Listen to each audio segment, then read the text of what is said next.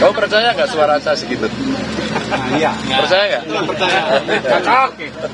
Kami percaya suara Ganjar Mahfud di quick count cuma sekitar 17%. Bagaimana bisa suara capres hanya sebesar suara partai? Apakah Ganjar produk gagal yang nggak laku dijual? Bukan hanya nggak laku di rakyat, tapi kader partainya juga meninggalkan Ganjar. Para caleg PDIP cari selamat sendiri.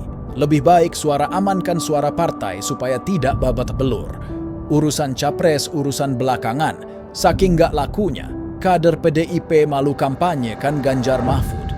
Kami akan menjelaskan panjang lebar tentang kekalahan memalukan Ganjar Mahfud ini. Siapkan kopi kental dan pisang goreng. Video kami ini akan lebih panjang dari biasanya. Assalamualaikum kawan, ketemu lagi dengan saya Mas Warto. Grader biji kopi di Warkop Bicara. Bersiap kawan, Warkop Bicara is brewing.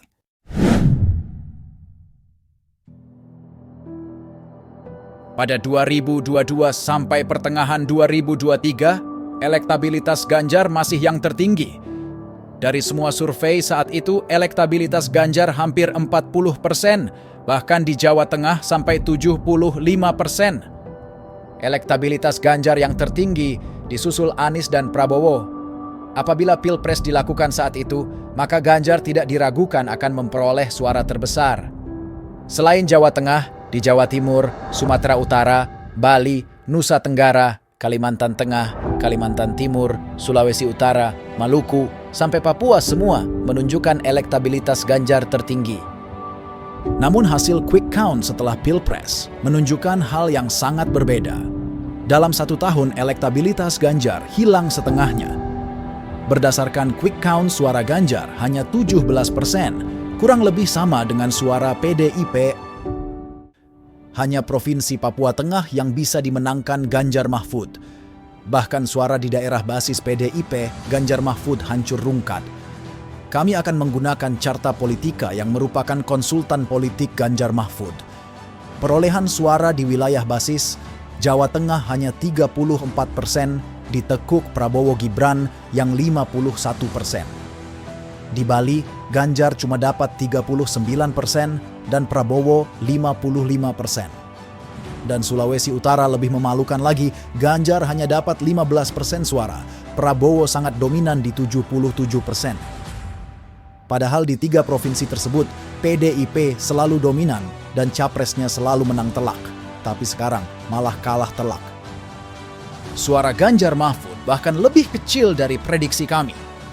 Di video kami berjudul Prediksi Hasil Pilpres 2024, kami punya prediksi suara Anies Imin 24%, Prabowo Gibran 54%, dan Ganjar Mahfud 22%.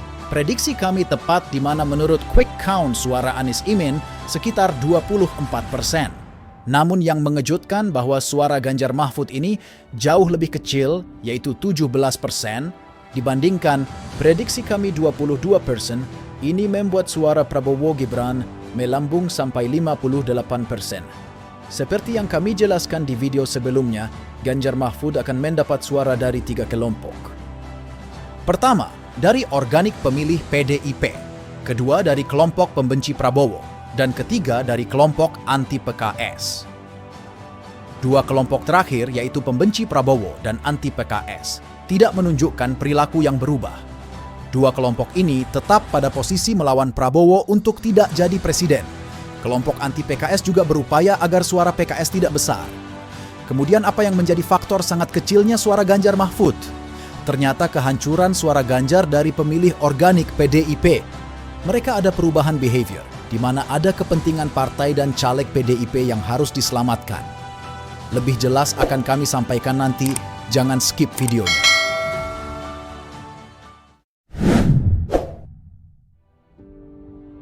Kembali ke November 2022, pidato Jokowi ditemu relawan menyinggung tentang pemimpin rambut putih langsung melonjakkan elektabilitas Ganjar. Pada saat itu Ganjar dipersepsikan sebagai orang yang dipilih oleh Jokowi untuk melanjutkan estafet kepemimpinan negara. Padahal saat itu Megawati masih bertahan terus mengupayakan Puan menjadi capres. Megawati ngotot sekali mau anaknya yang maju sebagai capres. Bahkan didukung logistik besar. Tahun 2021 pasang baliho Puan berkebaya merah dengan tagline kepak sayap kebinekaan di seluruh Indonesia.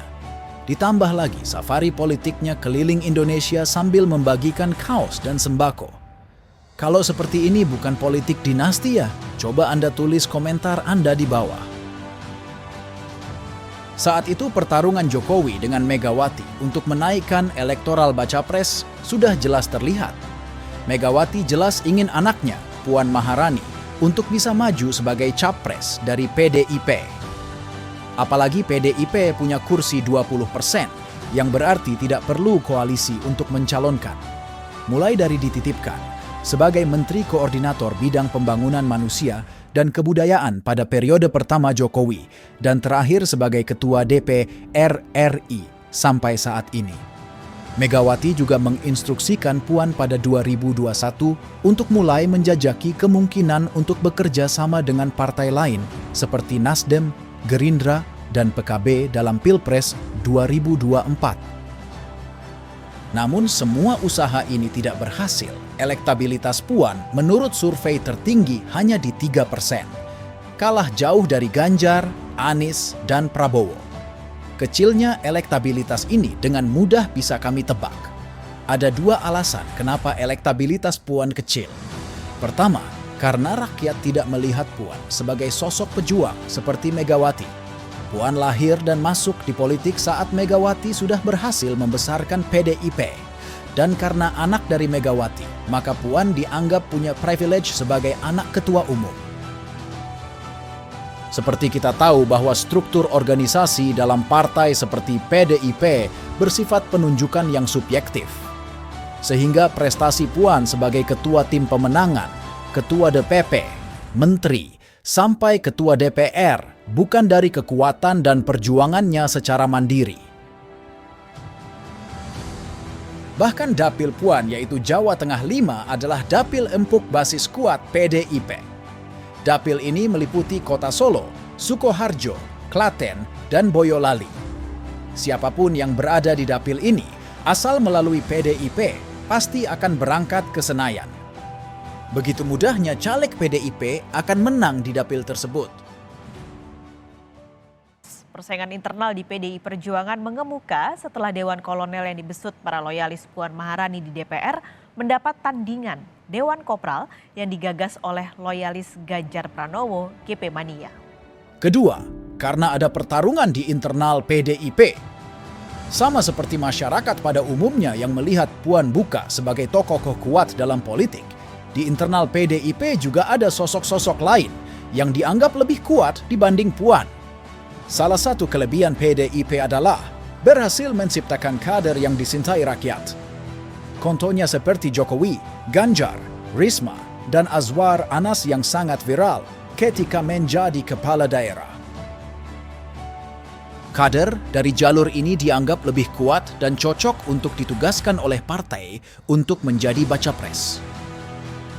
Semua privilege dan kemudahan yang diberikan pada Puan, inilah yang membuat kader dan rakyat tidak melihat Puan sebagai sosok yang cocok sebagai baca pres. Sedangkan Jokowi sebagai kader PDIP yang paling sukses, memiliki pemikiran yang berbeda dari Megawati. Bagi Jokowi, sosok yang cocok untuk menjadi cawapres adalah sosok yang teruji dalam perjuangan di Pileg dan Pilkada.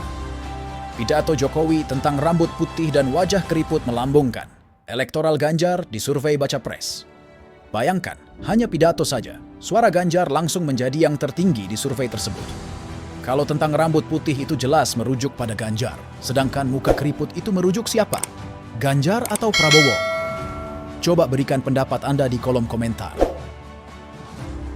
Ganjar yang bukan prioritas Megawati saat itu merapat ke Jokowi dengan harapan bisa membuka celah menjadi baca pres dari PDIP. Ganjar berharap Jokowi mau membimbingnya untuk bisa mendekatkan diri ke Megawati. Jokowi banyak memberi masukan ke Ganjar, bahkan terlihat Ganjar sering mendampingi Jokowi dalam kunjungan ke daerah maupun kunjungan politik. Jokowi ingin menegaskan Ganjar adalah calon pemimpin yang diinginkan Jokowi. Salah satu peristiwa monumental adalah pada Maret 2023, ketika Jokowi meninjau panen raya di Kebumen, Jawa Tengah. Saat itu Jokowi berada di tengah sawah bersama Prabowo dan Ganjar. Bahkan ada momen di mana Jokowi memberikan kesempatan pada Prabowo dan Ganjar untuk berbincang berdua. Kami meyakini momen ini sepertinya adalah momen di mana Jokowi menunjukkan keinginannya untuk menduetkan Prabowo dengan Ganjar sebagai Capres dan Cawapres 2024.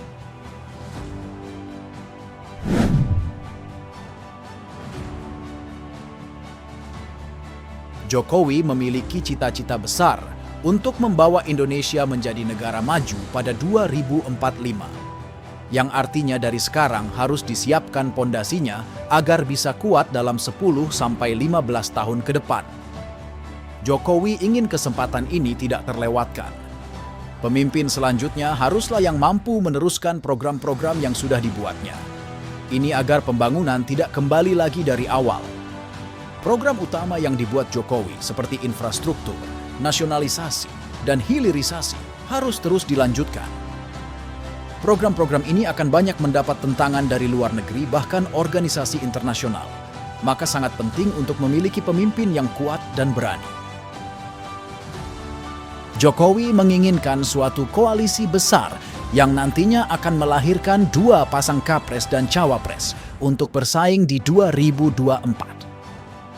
Sehingga siapapun pemenang Pilpres dari 2 paslon ini dipastikan tetap melanjutkan program Jokowi. Yang dipikirkan Jokowi saat itu, koalisinya dibagi menjadi 2. Masing-masing koalisi dimotori oleh Gerindra dan PDIP dengan Capres Prabowo dan Ganjar, serta pilihan Cawapres Erick Thohir, Sandiaga Uno, Muhaimin, dan Airlangga. Namun ternyata Nasdem memilih untuk mencalonkan Anies untuk mendongkrak suara Nasdem. Nasdem merasa tidak mendapatkan kotel efek dari Prabowo maupun Ganjar. Pencalonan Anies ini langsung disambut baik oleh PKS dan Demokrat yang saat itu sebagai oposisi. Anies dianggap sebagai sosok antitesis Jokowi dan akan punya pengaruh besar seperti Jokowi. Dengan adanya pencalonan Anies, maka strategi Jokowi berubah. Menurut Jokowi akan berbahaya bisa koalisinya tetap seperti rencana semula menjadi 2 koalisi karena masing-masing koalisi menjadi sama kuatnya. Dan probabilitas kemenangan ketiga koalisi akan menjadi sama. Karena itu Jokowi mengubah strategi. Koalisinya harus bersatu untuk menentukan capres dan cawapres bersama. Pilihan terbaik saat itu adalah pasangan dari 2 partai terkuat, yaitu PDIP dan Gerindra, dalam pikiran Jokowi, Prabowo, dan Ganjar. Jokowi terus memupuk elektabilitas Ganjar. Sebagai baca pres terkuat sampai pertengahan 2023, tentu saja Ganjar senang dan semakin dekat dengan Jokowi. Jokowi menyampaikan keinginannya pada Megawati untuk mencalonkan Ganjar sebagai perwakilan dari PDIP sebagai bacawa pres mendampingi Prabowo sebagai baca pres. Namun ide ini ditolak oleh Megawati. Sebagai partai terbesar dengan jumlah kursi 20%, Megawati merasa harus di posisi mencalonkan capres dan bukan cawapres. Megawati yakin bisa mengulang kesuksesan PDIP yang memenangkan Pileg dan Pilpres seperti 2 periode sebelumnya. Sementara Megawati merasa sulit untuk menaikkan Puan, maka strategi 2014 kembali dipakai. Saat itu Megawati menugaskan Jokowi untuk menjadi capres karena elektabilitasnya tertinggi. Pola yang mirip terjadi kembali. Ganjar yang merupakan kader PDIP juga mempunyai survei elektabilitas tertinggi sampai awal 2023. Ganjar diputuskan untuk menjadi capres dari PDIP. Ganjar sebagai kader PDIP harus mengikuti perintah partai. Meskipun saat itu Ganjar juga dilema, karena bagaimanapun juga yang melambungkan elektoralnya adalah Jokowi, sedangkan Megawati masih sibuk dengan Puan yang memble elektoralnya. Bisa saja Ganjar memilih tetap bersama Jokowi, akan mudah bagi Ganjar untuk jadi cawapres Prabowo. Bahkan tidak perlu pindah ke partai lain. Namun akhirnya Ganjar lebih memilih mengikuti Megawati yang punya tiket pencapresan dibandingkan mengikuti Jokowi sebagai cawapres Prabowo. Dan tiket pencapresan Ganjar didapatkan saat Ganjar menyatakan menolak Piala Dunia U20 diselenggarakan di Indonesia karena ada Israel sebagai salah satu pesertanya. Penolakan Ganjar ini adalah bukti kepatuhannya pada Megawati dan bukti pada Megawati bahwa dia berani melawan Jokowi.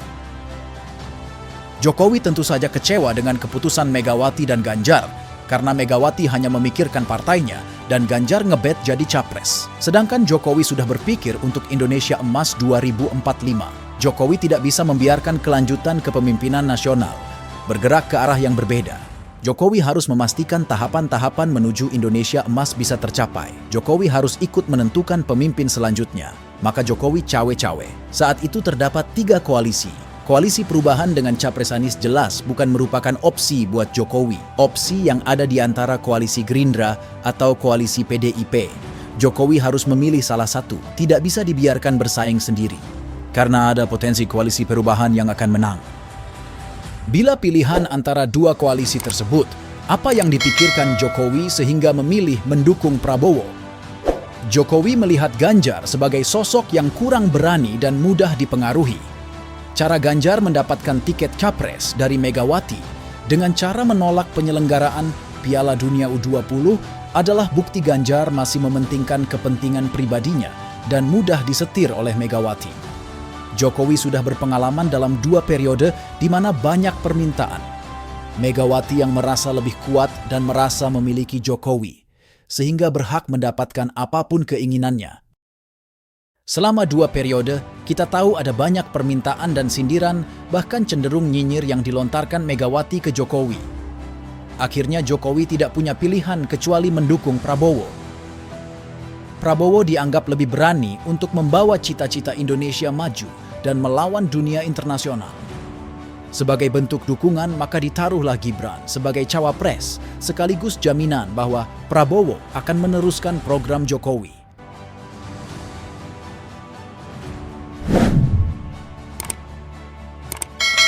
Setelah pendaftaran bakal calon pada Oktober 2023, kita memiliki 3 pasang capres dan cawapres.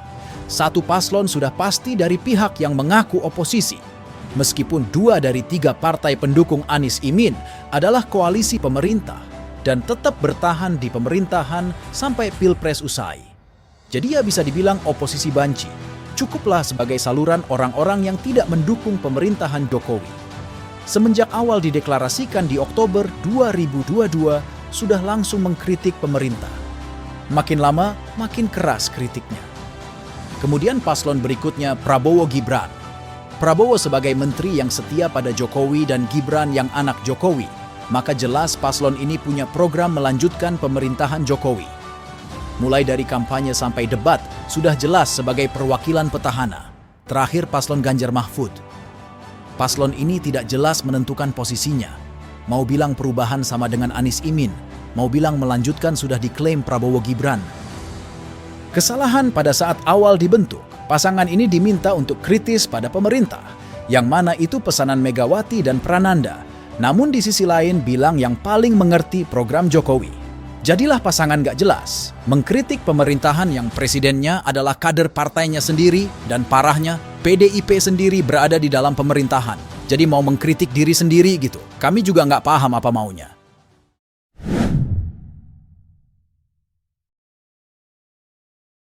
Megawati sudah sangat pede berjalan sendiri tanpa koalisi.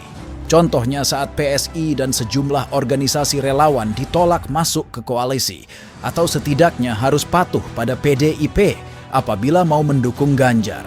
Megawati sepertinya mau ambil semuanya bila nanti Ganjar menang. Tidak mau berbagi seperti pada 2 periode Jokowi, dan tidak mau yang membangkang seperti Jokowi. Kalau Ganjar menang, harus Megawati yang menguasai. Koalisi pendukung Ganjar Mahfud sebenarnya adalah koalisi yang dibangun oleh Jokowi. P3, Perindo, dan Hanura adalah partai pendukung Jokowi di pemerintahan. Jokowi meminta partai-partai ini untuk membantu PDIP dan Ganjar. Ketiga partai ini bersedia bergabung dengan PDIP dan mendukung Ganjar, lantaran berpikir Jokowi akan mendukung koalisi ini. Ketiga partai ini bergabung karena Jokowi, bukan karena Megawati. Mereka berharap mendapat coattail effect dari Jokowi. Posisi ketiga partai ini memang mengkhawatirkan. P3 di ambang batas threshold 4%, sedangkan Perindo dan Hanura malah di bawah threshold. Begitu koalisi dan capres diumumkan, tapi ternyata Jokowi tidak di pihak mereka. Anda pasti tahu betapa kacaunya hati mereka.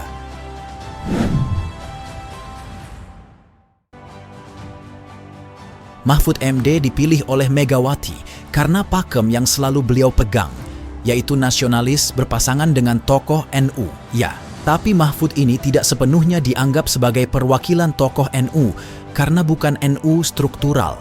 Tugas Mahfud MD adalah menarik suara dari kaum terpelajar dan intelektual, melengkapi Ganjar yang mewakili Wong Cilik. Selain itu, Mahfud MD juga diharapkan menarik suara pemilih di Jawa Timur, yang merupakan lumbung suara terbesar kedua setelah Jawa Barat dan suara NU terbanyak. Tapi ternyata Mahfud MD ini tidak punya kekuatan untuk menarik suara seperti yang diharapkan. Tidak berhasil menarik suara pemilih terpelajar, tidak diakui sebagai elit NU, dan tidak dianggap tokoh besar di Jawa Timur. Bahkan di Madura pun tidak segitu kuatnya. Sebelum kami lanjutkan, tolong bantu kami dengan subscribe, tekan tombol lonceng, dan jempol ke atas.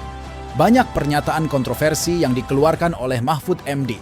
Pada Desember, Prof. Mahfud bilang, kegiatan tangkap tangan KPK selama ini banyak yang tanpa bukti. Prof. Mahfud juga bilang bahwa penanganan kasus korupsi di Indonesia masih lemah, padahal kasus hukum ini masuk sebagai tanggung jawabnya dan Menteri Yasona Laoli yang merupakan kader PDIP. Selain itu, pernah juga menyangkal penilaian Ganjar yang merupakan pasangan capresnya, bahwa penegakan hukum di Indonesia nilainya 5.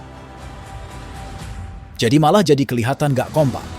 Kemudian saat debat Cawapres, di debat pertama, Prof. Mahfud tidak meyakinkan ketika ditanya Gibran soal carbon capture and storage. Bahkan di debat berikutnya, mengatakan bahwa pertanyaan Gibran tentang greenflation adalah pertanyaan receh.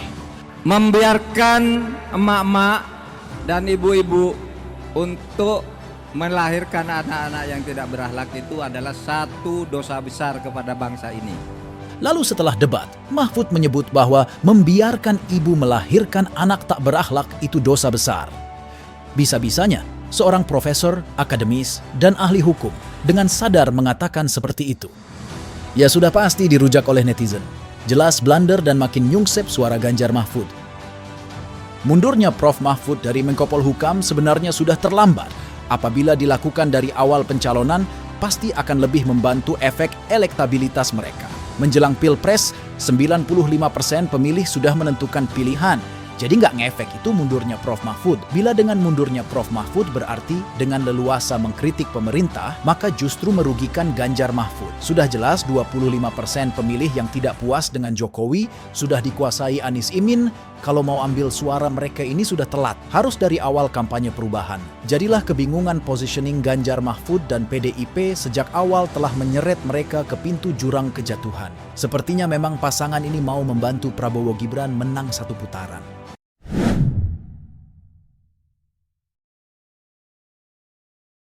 Di internal PDIP sendiri, terjadi persaingan keras dalam memperebutkan posisi ketua umum. Pada tahun 2025 nanti, PDIP akan menggelar kongres. Agenda terbesar dalam kongres adalah pemilihan ketua umum. Selama ini tidak ada proses pemilihan, karena secara aklamasi mendukung Megawati sebagai ketua umum. Lucu sebenarnya, sebagai partai politik terbesar di negara demokrasi, tapi ketua umumnya lewat aklamasi, bukan pemilihan. Bagaimana menurut Anda? Ada selentingan bahwa Megawati akan melakukan suksesi kepemimpinan pada 2025 tersebut.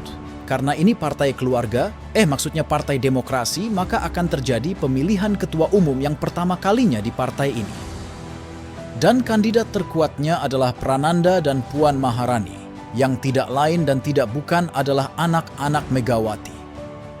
Jadi benar kan ini partai keluarga? Menuju kongres tersebut, tentunya kedua anak Megawati ini tidak ingin melewatkan kesempatan menjadi ketua umum. Walaupun Puan lebih banyak dikenal rakyat, namun Prananda ini lebih konseptual. Pencalonan Ganjar oleh Megawati adalah salah satu hasil kerja Prananda. Meskipun bekerja di balik layar, diharapkan bila Ganjar menang dan menjadi presiden, Ganjar akan mendukungnya menjadi ketua umum PDIP. Dan untuk mengangkat Ganjar sebagai capres, harus menyingkirkan Puan yang merupakan adiknya. Sudah biasa terjadi saling sikut antar saudara demi kekuasaan, terutama di partai keluarga.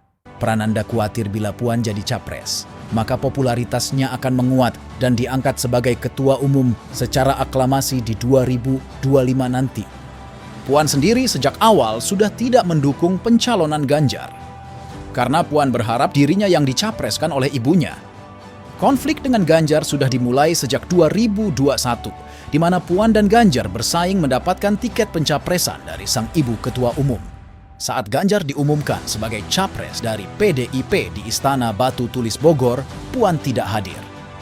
Bahkan Puan adalah petinggi PDIP yang tidak pernah mengkritik pemerintahan Jokowi.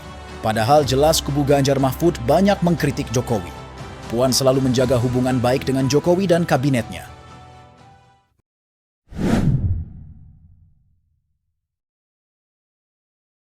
Dengan situasi partai dan koalisi yang solid saat mencalonkan Jokowi, situasi pencalonan Ganjar sungguh carut-marut.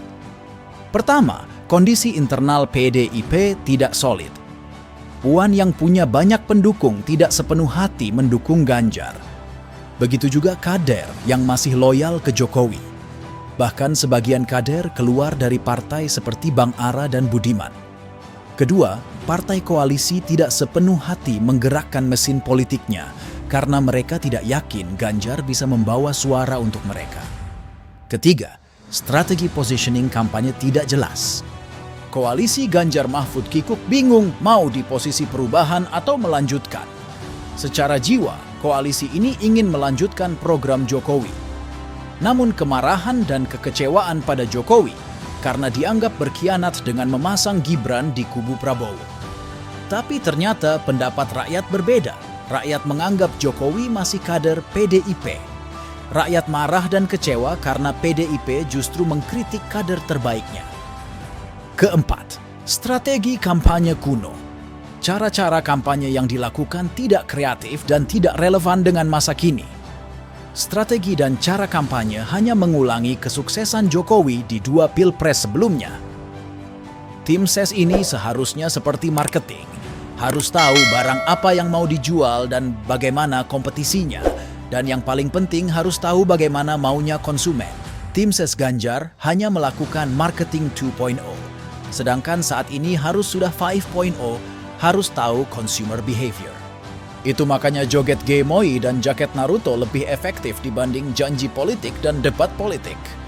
Ketika keluarkan joget penguin, sudah terlambat, dianggap cuman ikut-ikutan aja.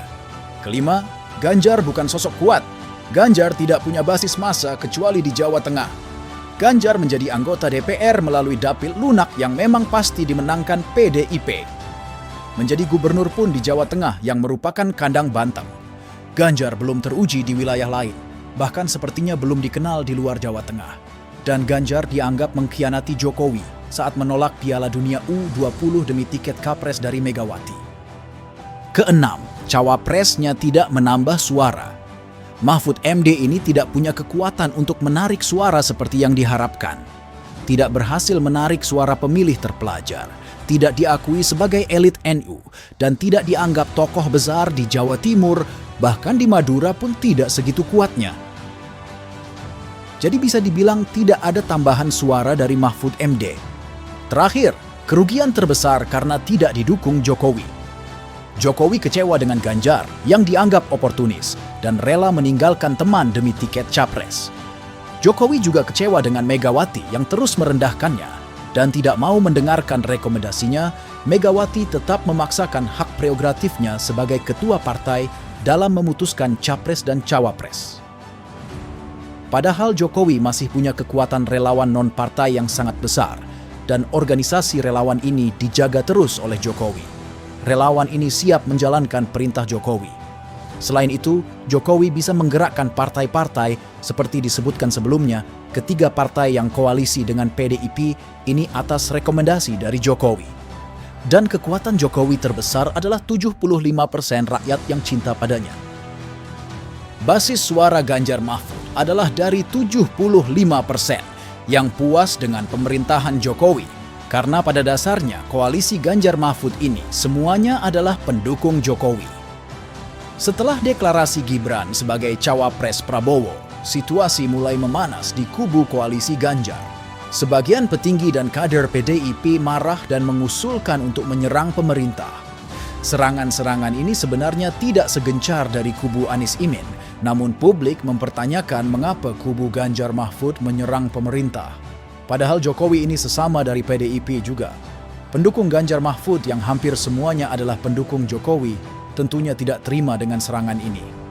Menurut rakyat, apabila ada persoalan antara Jokowi dengan Megawati, maka sebaiknya diselesaikan di internal PDIP, bukan dengan cara menyerang secara tidak sopan. Ganjar Mahfud dan koalisinya sudah kepalang basah di posisi menyerang pemerintahan Jokowi. Bahkan Mahfud mundur dari Menko Polhukam. Di tengah kompetisi agar bisa masuk di putaran kedua, Ganjar Mahfud berharap bisa mempertahankan suaranya sambil mengambil suara dari yang tidak puas dengan Jokowi. Jadi mereka ingin dilihat sebagai pihak yang bisa diandalkan oleh kedua jenis pemilih, yang pro pemerintah maupun yang anti pemerintah. Dan ternyata hasilnya adalah semakin kehilangan suara.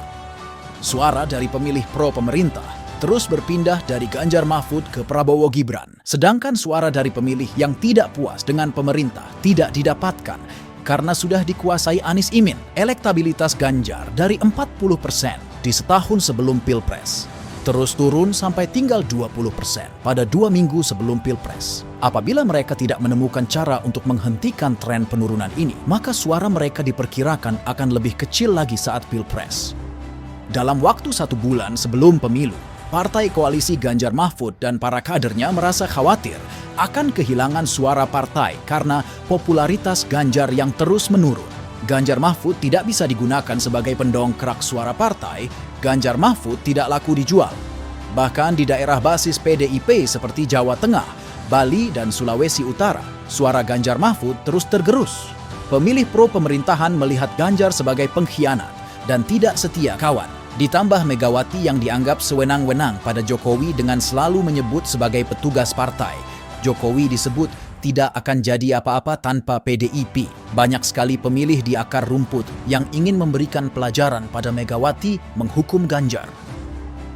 Melihat Ganjar Mahfud tidak laku dikampanyekan, para caleg dan kader mulai putar haluan. Apabila suara Ganjar Mahfud tidak dapat diselamatkan, maka mereka berusaha menyelamatkan suara partai. Para caleg dan kader tetap kampanye partai dan caleg, tapi tidak kampanye Ganjar Mahfud. Bahkan caleg PDIP banyak yang kampanye dengan slogan "Kita PDIP, kita Jokowi, kita Prabowo". Artinya para caleg ini merelakan pemilih untuk memilih Prabowo Gibran di Pilpres, asal tetap memilih mereka dan PDIP di Pileg. Model kampanye ini sepertinya sudah diketahui dan mendapat restu dari pimpinan PDIP yang tidak sepenuh hati mendukung Ganjar Mahfud seperti Puan. Kalau caleg PDIP saja seperti ini, maka caleg dari partai lain di koalisi pasti lebih tidak peduli lagi soal Ganjar Mahfud.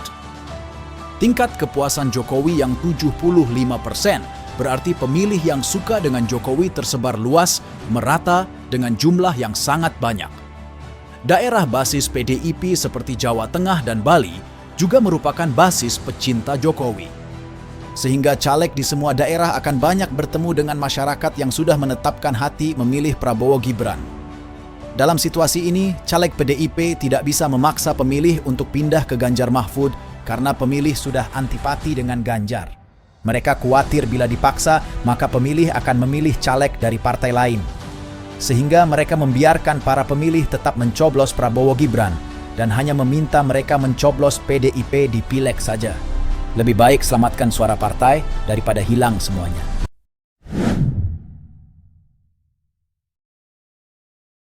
Namun pemilih organik ini dengan situasi terakhir terbagi menjadi 2 golongan. Pertama yang tetap tegak lurus pada PDIP dan Megawati dan tetap mencoblos Ganjar Mahfud sebesar 9%. Sedangkan sisanya 5% adalah pemilih organik PDIP yang mencoblos Prabowo Gibran. Ini juga yang membuat suara Prabowo Gibran berdasarkan quick count melambung menjadi 58%. Lebih tinggi dari prediksi kami di 54%. Hasil buruk Ganjar Mahfud ini akan menjadi contoh yang akan terus diingat, di mana kandidat dengan elektabilitas terbesar bisa hancur di saat pemilihan. Arogansi Megawati dan jumawanya Ganjar yang di awal berpikir akan mudah menang, menjadi tangisan tidak percaya bahwa suara Ganjar Mahfud hanya 17% dan suara PDIP turun menjadi 16%.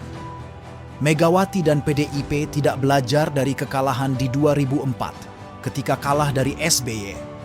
Arogansi Megawati ini terulang, di mana pada pemilu 2004 dan 2024 ini mereka sedang berkuasa tapi kalah di Pilpres dan suara partainya anjlok. Kesombongan Megawati saat berkuasa membuat rakyat tidak respek dan ini kembali menjatuhkan PDIP dan capresnya tahun ini. Pesan dari kami, jangan sekali-kali meremehkan orang lain, siapapun.